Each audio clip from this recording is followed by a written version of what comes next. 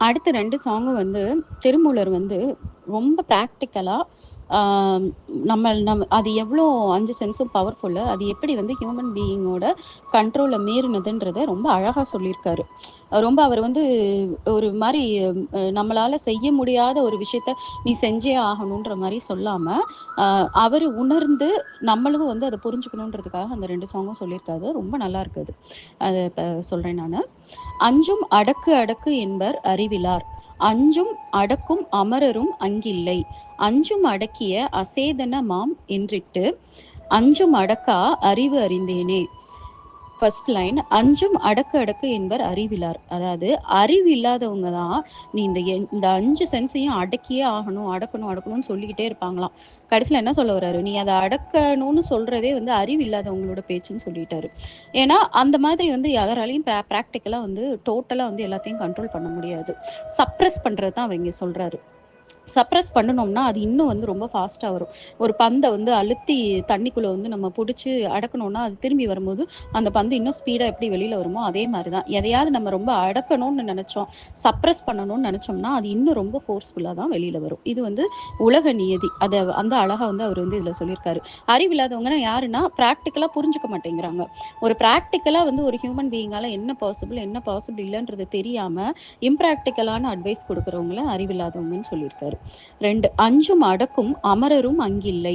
அதாவது even அமரர்கள்னா celestial beings தேவர்கள்னு சொல்றாங்க. Even அப்ப அதாவது என்ன சொல்றாங்கன்னா, அந்த காட் கான்ஷியஸ்னஸ் லெவலுக்கு ரீச் பண்ணவங்க பெரிய பெரிய சாமியாரா இருக்கட்டும், இல்ல ரொம்ப பெரிய ஆளுங்களா கூட இருக்கட்டும். அம் அம் இவங்க மாரி ஒரு ஸ்பிரிச்சுவல் பெர்சன நம்ம பார்க்கவே முடியாதுன்னு சொல்ற அளவுக்கு. இல்ல அவங்கள காட் மாரி நம்ம நெனைக்கிற மாதிரி ஆளா இருக்கலாம். இல்ல அவர் கடவுள் கடவுள கூட சொல்றாருன்னு கூட வச்சுக்குவோம். கடவுள் மீன்ஸ் இந்த மாதிரி வந்து ஒரு பெஸ்ட்டு லெவல வந்து ரீச் பண்ணவங்க. அவேக்கனிங் ப்ராசஸ்ல. அவங்கள தான் வந்து அமரரும்னு சொல்றாங்க. இந்த 5யும் அடக்குன அமரர்கள் கூட கிடையாது. அமரர்களால கூட இந்த 5யும் அடக்க முடியாதுன்னு சொல்றாரு. அது எவ்வளோ பெரிய வேர்ட் பாருங்க. டிவைன் பீயிங்ஸே வந்து ஸ்ட்ரகிள் பண்ணுவாங்க அப்படின்றத இங்க மீன் பண்ணியிருக்காரு. ஏன்னா அவங்க வில் பவர்லாம் பத்தாது. பிகாஸ் இது உலக நியதி. நம்ம பாடிய வந்து அப்படிதான் படிச்சு வச்சிருக்காங்கன்ற போது, அதெல்லாம் கண்ட்ரோல் பண்றதுன்றது வாய்ப்பில்ல அப்படின்னு சொல்லியிருக்காரு.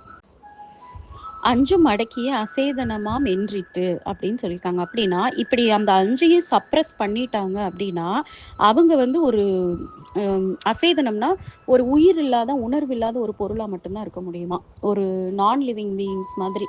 சும்மா அந்த சேரு, சோஃபா, பெஞ்ச் மாதிரி இருக்கக்கூடிய ஆளா மட்டும் தான் இருப்பாங்களே தவிர, அவங்க ஒரு உயிர் உள்ளவங்களா இருக்க மாட்டாங்களாம். டோட்டலா வந்து இத சப்ரஸ் பண்ணவங்க. அடுத்து 4வது "அஞ்சும் அடக்கா அறிவு அறிந்தேனே" அப்படின்ட்டு. அதாவது நான் வந்து என்னோட ஆன்மீக அறிவு மூலமா இந்த 5யும் வந்து நம்மளால வந்து 100% வந்து அடக்க முடியாதுன்றத நான் ரியலைஸ் பண்ணிட்டேன் அப்படின்னு சொல்லியிருக்காரு. ஸோ அவர் இத ரியலைஸ் பண்றதுக்கு அவருக்கு என்ன தேவைப்பட்டிருக்கு? இந்த ஆன்மீக நாலேட்ஜ் தேவைப்பட்டிருக்கு. ஏன்னா இத வந்து நம்ம வந்து ரொம்ப கண்ட்ரோல் அடக்க அடக்க அது வந்து ரொம்ப அதிகமாகும். ஸோ நம்மளோட ஈகோ இருக்குது இல்லையா? ஈகோ மைண்டால வந்து இல்ல இந்த சோலால வந்து தனியா இதெல்லாம் வந்து டோட்டலா வந்து சப்ரஸ் பண்ணவோ, இல்லன்னா டோட்டலா கண்ட்ரோல் பண்ணவோ முடியாது அப்படின்றத அவரே வந்து இந்த பாத்வேல போய் தான் கண்டுபிடிச்சிருக்காராம். அப்ப சப்ரஸ் பண்ண ட்ரை பண்றதுக்கு வந்து இக்னரன்ஸ். யாருமே ஃபோர்ஸ்ஃபுல்லா சப்ரஸ் மீன்ஸ் ஒண்ணும் இல்ல. ஃபோர்ஸ்ஃபுல்லா பண்றது. அதாவது நம்மளா எதார்த்தமா நம்ம வந்து ஒரு கெட்ட பழக்கம் இருக்கு நம்மளுக்கு. அத நம்மளால விட முடியலன்னா, அது உடனே வந்து வைராக்கியமா நான் வந்து நாளையிலருந்து அத பண்ண மாட்டேன் அப்படின்னு நீங்க சொல்லிட்டா மட்டும் நடந்துருமா? எத்தன பேர் குடிகாரங்க வந்து குடிக்கிற பழக்கம் உள்ளவங்க சொல்லியிருப்பாங்க.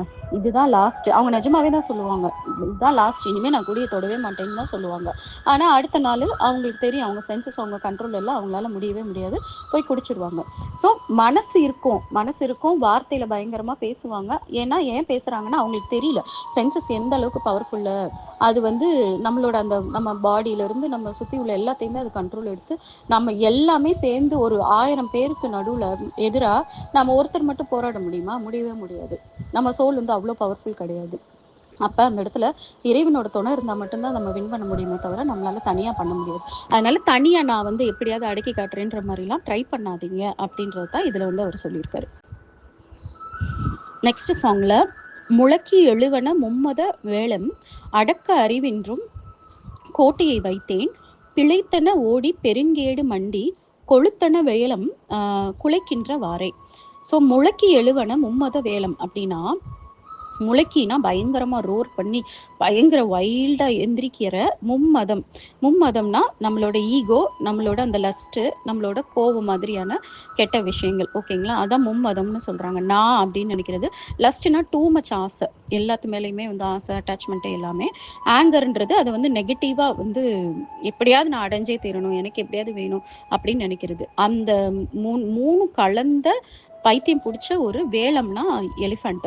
ஸோ இந்த 3 எலஃபண்ட் வந்து பயங்கரமா வைல்டா மதம் புடிச்சு கத்தம்போது, பயங்கரமா அது ஆட்டம் போடும்போது, கண்ட்ரோல் இல்லாம தானே இருக்கும். யோசிச்சு பாருங்க, இமேஜின் பண்ணி பாருங்க. 3 எலஃபண்ட்டுக்கும் மதம் பிடிச்சிருக்கு.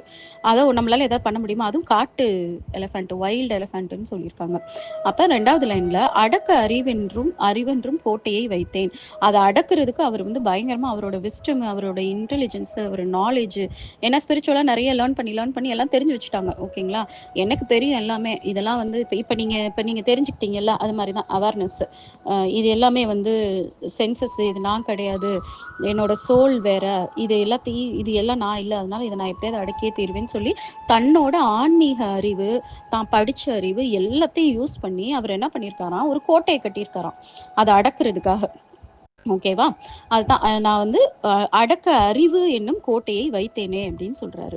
3வது லைன்ல பிழைத்தன ஓடி பெருங்கேடு மண்டி அப்படின்னு சொல்றாரு.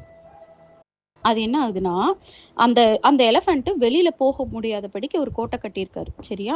ஆனா, இதுல என்ன பண்ணியிருக்குங்க அதுங்க, பிழைத்தன ஓடி அப்டின்னா, எஸ்கேப் ஆயிருச்சுங்களாம். அந்த 3 இதுவும். சின்ன ஒரு இதுல கூட அது டக்குன்னு எஸ்கேப் ஆயி, ஓடி போயி பெருங்கேடு, பெரிய டிசாஸ்டர வந்து கொண்டு வந்து குடுத்துருச்சாம். அதாவது ஒரு சின்ன கேப்ல கூட அது தப்பிச்சு போயிருச்சு அப்படின்றது தான் அவர் இங்க வந்து சொல்லியிருக்காரு. 4வது லைன்ல கொளுத்தன வேலம் குலைக்கின்றவாறே அப்படின்னா, அந்த அந்த இப்படி தப்பிச்சு போன அந்த யானை வந்து பயங்கரமா வந்து ஒரு ஆட்டம் போட்டு, அப்படி பயங்கரமான ஒரு பேரழிவ உண்டு பண்ணிருச்சாம். இதுதான் அவர் இங்க சொல்றாரு. அதாவது என்ன இது மூலமா மீன் பண்றாருன்னா, நான் வந்து எவ்வளவோ படிச்சேன். நான் எவ்வளவோ அறிவு, ஞானம் எல்லாத்தையும் இது பண்ணி, நான் வந்து அத எப்படியாவது வந்து என் கட்டுக்குள்ள வைக்க நான் ட்ரை பண்ணேன். ஆனா, ஏதோ ஒரு மொமெண்ட்ல அது ஏன்னா நம்ம சென்சஸ் அந்த அளவுக்கு பவர்ஃபுல்லு.